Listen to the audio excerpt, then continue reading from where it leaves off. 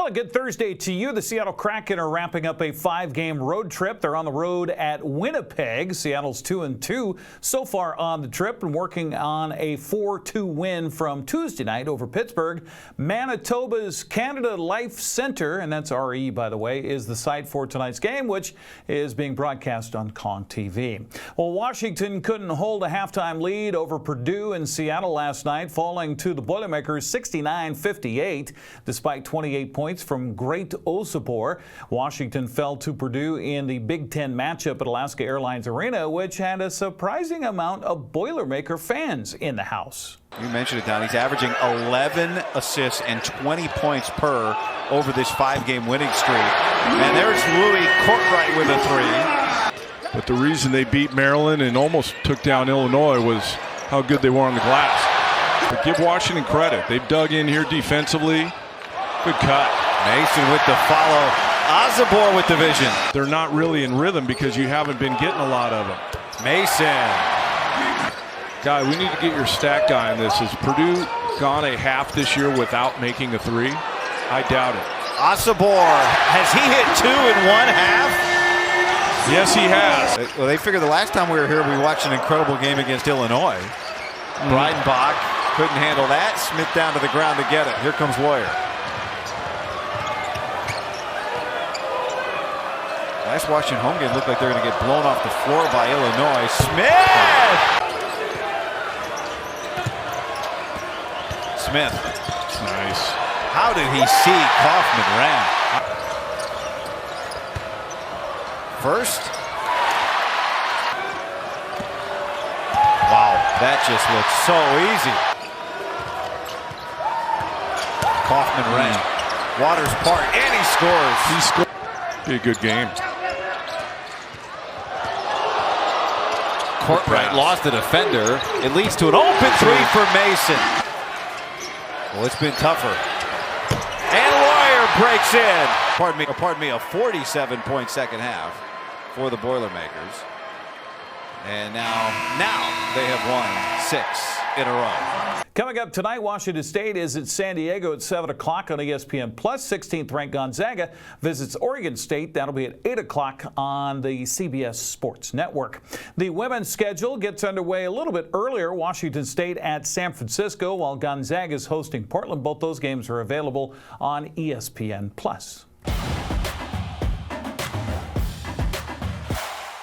Eastmont lost its 3rd straight last night in prep boys basketball. Ephrata came away with the 60-54 win over the Wildcats. It was the Tigers' first win since January 3rd and 5th of the season. On the girls' schedule tonight, Cascade hosts Moses Lake at 5:45. Chelan visits Tonasket at 6, while Liberty Bell hosts Pateras. Cascade Christian is at Soap Lake at 7:30. The boys' schedule is a little easier with a little busier, I should say, with Garden City Academy at Nespelem. Pateras visiting Cascade Christian. Soap Lake hosts Easton. Ephrata is on the road at Thorpe.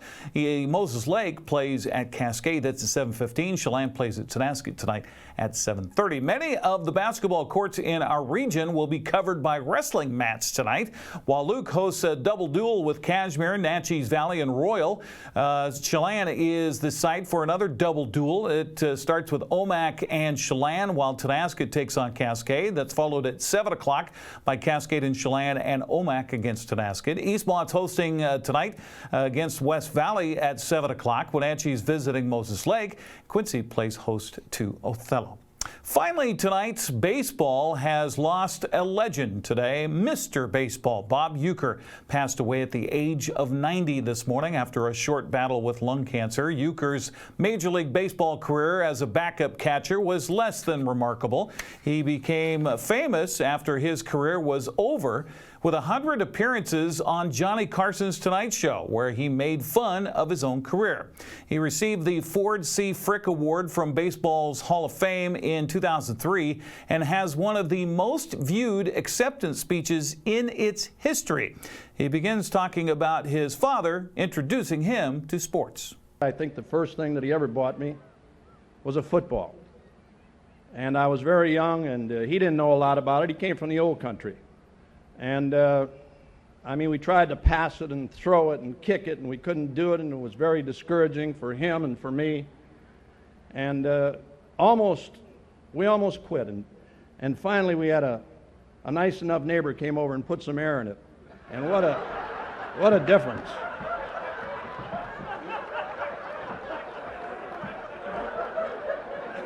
My first sport was 8th grade basketball. And my dad didn't want to buy me the supporter, Johnny, to do the job. So my mother made me one out of a flour sack. I signed a very modest $3,000 bonus with the Braves in Milwaukee, which I'm sure a lot of you know. And my old man didn't have that kind of money to put out. But the Braves took it. From there on, it was baseball. Starting with the Braves in Milwaukee, St. Louis, where I won the World's Championship for them in 1964, to the Philadelphia Phillies, and then back to the Braves in Atlanta, where I became Phil Niekro's personal chaser. But during every player's career, there comes a time when you know that your services are no longer required, that you might be moving on, traded, sold, released, whatever it may be. And having been with 4 clubs, I picked up a few of these tips. I remember Gene Mauch doing things to me at Philadelphia. I'd be sitting there and he'd say, grab a bat and stop this rally.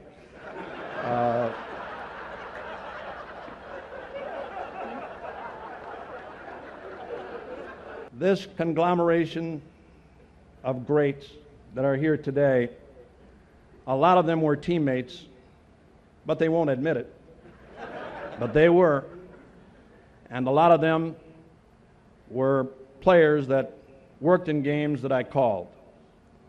They are wonderful friends and always will be. And the 1964 World's Championship team, the great Lou Brock. And I remember as we got down near World Series time, Bing Devine, who was the Cardinals general manager at that time, asked me if I would do him and the Cardinals in general a favor. And I said I would. And he said, we'd like to inject you with hepatitis.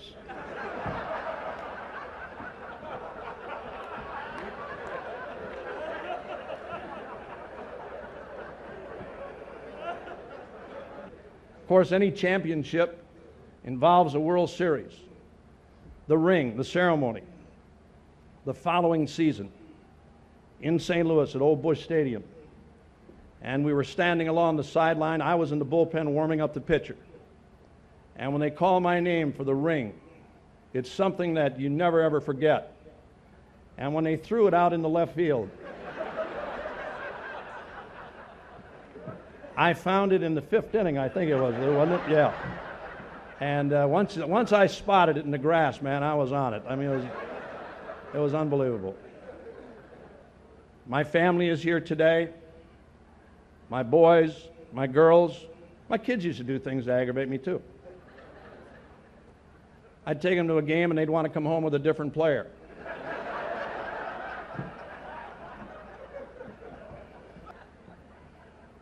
But my 2 boys are just like me.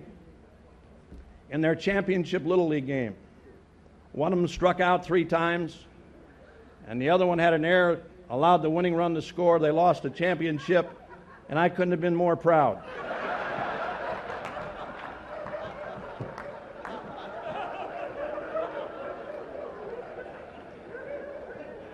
I remember the people as we walked through the parking lot throwing eggs and rotten stuff at our car. What a beautiful day. Uecker spent the past 53 years broadcasting Milwaukee Brewers games. He shall forever be remembered as Mr. Baseball. Rest in peace, Bob Uecker.